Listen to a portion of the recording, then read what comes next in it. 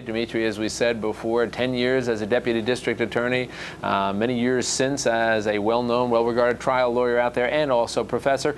Dimitri, how about, let's start off with the idea of last witness for the prosecution being this sort of wrap-up witness for all the forensics. They're going to put it all in one big package and lay it in the laps of the jurors. What do you think about that?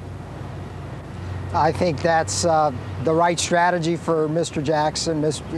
You know, I did work like Mr. Jackson for many years, and you kind of want to close off your case with a bang. Somebody who's going to bring in all the prior evidence, so to speak, in the jury's mind about the prior violence, about what Mr. D'Souza said, and actually use the science behind what happened in that house to support the testimony of Mr. D'Souza, as well as the prior violence evidence. What Mr. Jackson is doing here is putting the pieces of the puzzle together of the forensics to demonstrate to the jury how the forensics support what Mr. D'Souza observed, as well as support what the prior women testified about Mr. Spector's prior acts of violence when he's been drinking.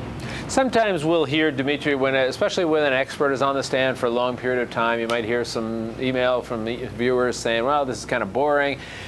My thought has always been, and I was like you, was a prosecutor for a number of years and a defense lawyer for a number of years, that jurors really engage themselves with these experts, much more so than even people who are sitting in the gallery, even if it's very detailed and very lengthy expert testimony. Do you think that's the case?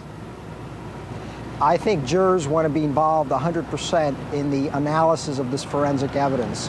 I know that in the O.J. Simpson case, a lot of the jurors felt there was, you know, they were taken for granted, that things didn't need to be spelled out for them as much. They do want to get involved in the forensic evidence. They do understand what the forensic evidence is, especially when you have somebody like Mr. Jackson doing a very clear, direct examination of Dr. Harold. And I think they're very interested in forensic evidence. And again, it's to some extent what Ms. Bodden said in her opening statement. It's the witness that doesn't have any memory problems. It's the witness that doesn't have any bias or motive to make something up. It's really objective. And what the subjective part of forensic evidence is how each expert, be it for the prosecutors or the defense, interprets that evidence to be.